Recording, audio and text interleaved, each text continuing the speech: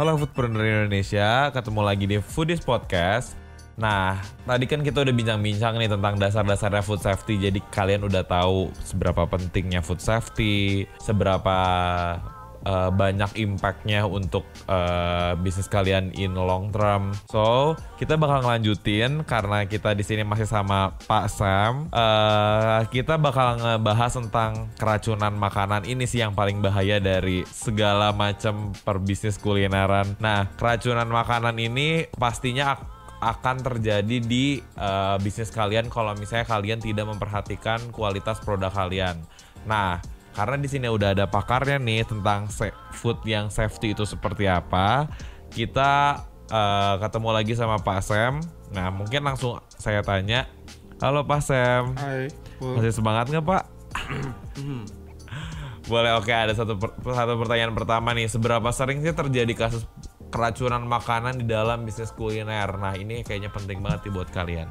Ya, jadi kalau kita suka buka internet kan ya, tinggal tulis saja foodborne illness. Kalau di Indonesia memang catatannya masih belum bagus historinya, karena yang tercatat hanya yang terlapor gitu ya. Kalau dibilang kasusnya sampai dengan kematian itu ada full. Jadi keracunan makanan yang menimbulkan kematian. Mungkin bisa di googling nanti ya, misalkan ada orang yang habis hajatan, kemudian dia acara-acara apapun ya, kemudian beberapa tamunya masuk rumah sakit, itu kan kena keracunan berarti kan. Atau mungkin yang tidak terlaporkan terjadi ya, bahkan mungkin bisa menyebabkan orang meninggal tapi tidak terlaporkan gitu ya. Nah, kalau beda kalau kita mungkin searching kemudian dapatlah catatan, misalkan di Amerika ada dulu kasusnya Taco Bell tuh waralaba ya. Kemudian kasusnya ini juga Jack in the Box gitu ya, yang mereka kena kontaminasi salmonella sampai menyebabkan anak meninggal dan lainnya. Nah, itu yang mungkin teridentifikasi gitu. Tetapi ini adalah ancaman bagi teman-teman yang mau berbisnis kuliner tetapi belum mengerti tentang food safety secara spesifik. Suatu saat mungkin kejadian itu akan menimpa Anda jika Anda tidak hati-hati ya, jika Anda tidak mengikuti kaidah-kaidah yang penting gitu ya.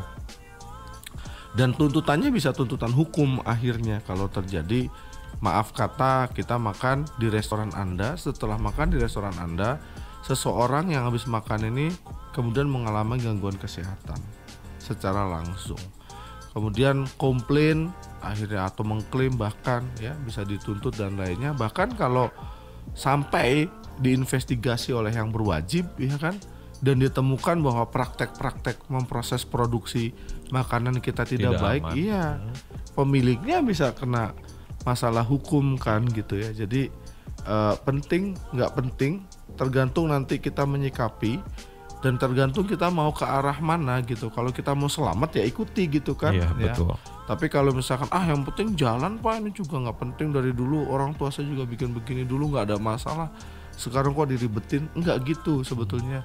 Tapi mencegah tadi ya, saya udah katakan mencegahnya lebih baik gitu. Jadi kalau ditanya keracunan makanan banyak ya, nanti bisa searching sendiri ya, data di Badan POM tahun 2017 ada 2016 foodborne disease yang terjadi di luar negeri juga, itu sebagai kaca kita, sebagai cerminan bahwa we need to do something to prevent gitu ya, untuk mencegah gitu sih Pul.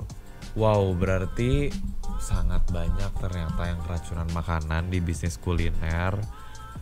Nah, itu tuh parah juga ya Pak ya, jadi sangat fatal karena menyangkut nyawa manusia.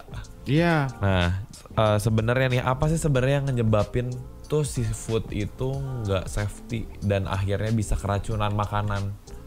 Oke, ya jadi tadi saya udah kasih gambaran sekilas. Nggak aman karena ada kontaminan namanya. Kontaminan itu kan sesuatu yang mengkontaminasi, yang menyebabkan kita akhirnya sakit gitu ya. Tadi saya udah dikasih tahu nih ada 3 jenis Pul. Ada bahaya yang disebut dengan microbiological hazard atau bahaya mikro ya isinya adalah ada bakteri, ada virus, ada parasit gitu ya, ada jamur, alga gitu, atau lainnya gitu. Kemudian ada yang bahaya kimia. Bahaya kimia ini dari mulai antibiotik, kemudian bahaya kimia yang dari kemasan, bahaya kimia yang karena ada bahan tambahan pangan, bahaya kimia yang berasal dari pestisida. Wah, banyak deh. Yang terakhir adalah bahaya fisik, bahaya yang berasal dari cemaran fisik, misal logam, bisa kaca, bisa kayu gitu ya, yang menyebabkan kalau kita makan akhirnya kita sakit gara-gara ada kayunya gitu, ketelan gitu. Kebayang nggak sih? Yang anak kecil gitu ketelan, apalagi yang logam gitu ya, yang efeknya tuh bisa fatal gitu. Jadi itulah yang disebut dengan kontaminan yang menyebabkan makanan itu tidak aman. Nah, kalau misalnya untuk, nah Pak, tadi kan yang sudah dijelasin ada 3 faktor. Nah, faktor tersebut kan emang agak-agak serem-serem kalau misalnya untuk kejadian. Nah, gimana sih kita biar bisa mencegah hal itu biar nggak terjadi? Oke, kalau kita bilang upaya pencegahan, berarti kita harus pahami dulu sumber-sumber bahaya itu dari mana kan. Jadi kalau sumber bahaya sebetulnya yang pertama itu dari raw material. Yang kedua, selama proses produksi kita mungkin terjadi kontaminasi di situ, dan selama penyimpangan. Saya bahas dulu yang dari raw material ya, full.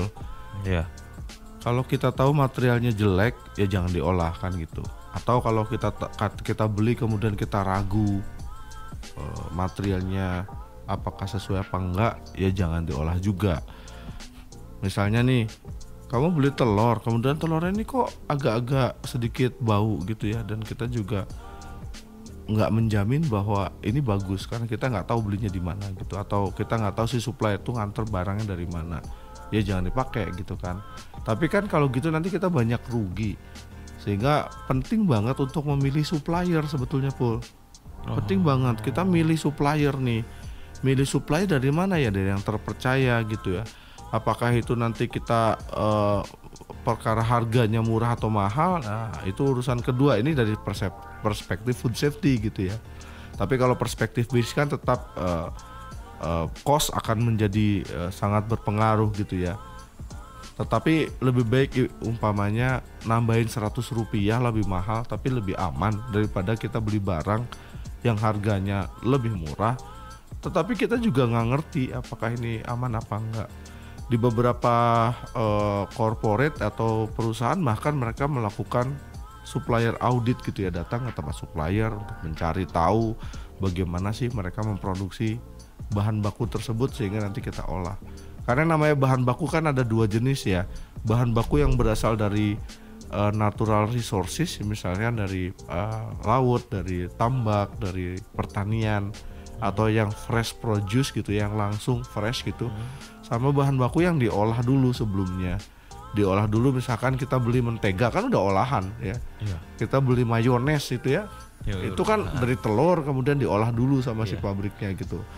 Nah, berarti kan ada perlakuan yang berbeda ketika kita membeli bahan baku yang modelnya seperti bahan baku segar. Bahan baku segar berarti kita perlu tahu ya paling enggak beli pasar di mana pasarnya gitu, belinya langsung di sana. Maksudnya di pasar itu gimana sih si pelapak atau pedagangnya menjajakan makanannya, banyak lalat atau enggak gitu misalkan. Itu juga kan bisa jadi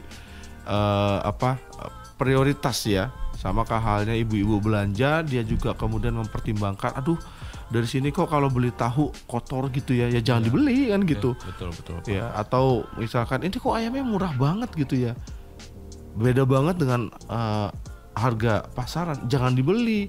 Something wrong mungkin gitu ya, bisa jadi ayam tiren atau apa gitu ya. Nah itu kan berarti kita ketahui dulu sumbernya. Pembelian atau pengadaan bahan baku itu menjadi penting untuk mencegah bahaya selanjutnya masuk ke rantai proses. Oke. Kalau misalnya nih kita udah terlanjur kejadian itu gimana, Pak? Ya berarti kita ada tindakan koreksi perbaikan. Kalau terlanjur misalkan pas dibeli jelek ya ya udah jangan dipakai gitu ya. Jadi sebagai evaluasi juga ya Pak Ya ya. besok kalau beli jangan di situ kan gitu. Betul. Tapi daripada lanjutin maksain make, akhirnya bahaya yang tadi di material tuh langsung lanjut tuh ke proses produksinya. Sumbernya bisa diproses produksi, nanti ada orang yang kerja di situ, cleanliness-nya, kebersihannya itu juga nanti ngaruh banget gitu ya. Bahan baku yang bagus dibeli pun kalau pengolahannya nggak bagus juga bisa masalah gitu. Jadi yang tadi yang faktor pertama adalah bahan baku ya full. Ya. Faktor yang kedua itu nanti di prosesnya nih, di pengolahannya. Yang paling sering masalah itu orang yang menangani produk tersebut yang tidak higienis gitu ya. Human error berarti Pak? Atau ya lebih ke personal hygiene namanya, kebersihan hygiene. Individunya gitu. Contoh gampang lah, abis dari toilet gak cuci tangan langsung pegang makanan. Resiko nggak kira-kira ke produk? Iya. Betul. Mereka menggoreng sesuatu kemudian dia tidak pakai sarung tangan. Ya sarung tangan oke lah nggak pakai, tapi misalkan dia nggak pakai baju, misalkan yang keringetan, tangannya borokan, kotor gitu ya, mau nggak makan yang seperti itu kan gitu. Pak. Dan kita tuh nggak tahu ya itu tuh di belakang tuh seperti apa ya. Iya, kita nggak tahu kan.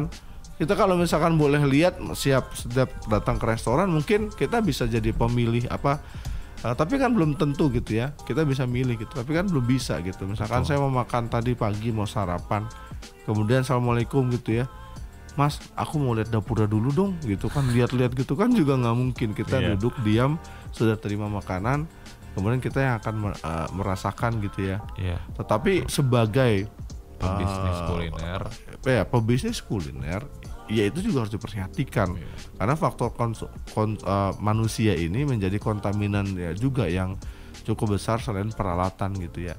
Tadi kalau misalkan peralatannya kotor mungkin kena kontaminasi, tapi kalau peralatannya sebetulnya bersih tapi kemudian karena dipakai kotor nggak dicuci berhari-hari ya kemudian belatungan bau gitu, yang salah bukan alatnya, orangnya gitu kan, kenapa nggak dicuci gitu. Betul. Wah banyak deh, maksudnya contoh-contoh kasus yang terjadi karena si employee yang nggak melaksanakan dengan baik tugasnya, terutama kebersihan. Maka nanti dibutuhkanlah SOP. Nanti kita akan bahas lagi SOP itu bagaimana, apa pentingnya gimana gitu ya. Jadi yang kedua proses, yang nanti yang ketiga adalah penyimpanan. Udah produknya bagus, disimpannya ngasal gitu ya, itu juga jadi problem. Akhirnya ketika mau disajikan juga terkontaminasi dengan bahan yang lain misalnya, itu juga akhirnya jadi problem. Jadi kalau saya simpulkan, bagaimana cara mencegahnya? Cegah dari bahan baku, cegah resiko dari bahaya itu selama proses, dan cegah resiko bahaya itu kalau sudah diterima atau sudah diolah dan disimpan gitu. Dan berarti sangat penting ya Pak mengedukasi untuk si personal hygiene ini. Nah pertanyaan terakhir nih Pak, apa sih dampaknya buat brand kita? Kalau dampak ya saya katakan tadi jelas resiko tinggi gitu ya, mempertaruhkan nama brand kita yang kita sudah bangun capek-capek dengan segala upaya, kemudian hancur seketika ketika ada satu faktor yang kita tidak perhatikan ya. Dampak jangka panjangnya ketika kita mau mulai bisnis kembali belum tentu orang percaya dengan brand kita gitu ya. Ya contoh gampangnya ketika nanti sudah mulai ada desas-desus misalnya, beli produk ini di sini mah kacau tuh gitu ya, produknya suka ada uletnya gitu misalkan, itu tersebar dengan cepat gitu ya. Atau produknya suka basi, nasinya suka ada suka ada benda asingnya gitu ya. Kalau makan di situ pasti aja banyak lalatnya gitu misalnya. Kira-kira mau nggak ke situ lagi? Pasti nggak mau. Nah, secara jangka pendek, jangka panjangnya akhirnya turun tuh omset gitu ya. Kita berpikir bahwa kita sudah punya produk yang baik kok, pelanggannya lama-lama hilang gitu. Bisa jadi karena pelanggannya kapok datang ke situ. Bisa jadi setelah itu dia merasakan sesuatu yang berbeda. Ya, secara brand sudah bagus gitu ya. Atau apes-apesnya tadi si konsumennya sampai lapor, si konsumennya sampai ke publik, ke medsos gitu ya. Menyebarkan berita-berita yang akhirnya dibumbu-bumbuin jadi viral, waduh udah selesai itu yang bahaya, end of story gitu ya gitu Paul. Nah jadi sangat banyak banget impact buat para pebisnis kuliner, buat belajar food safety, buat melihat bahwa produk kita tuh sebenarnya sudah qualified atau belum untuk dijual. Nah, karena jangan sampai tadi masuk ke dalam kasus-kasus yang menjadi fatal dan akhirnya menjadi end of story. Jangan sampai apa ya. Iyalah. Nah, mungkin kita bakal ngobrol-ngobrol lagi sama Pak Sam selanjutnya. Nah, untuk teman-teman tetap dengerin Foodies Podcast. Sampai jumpa.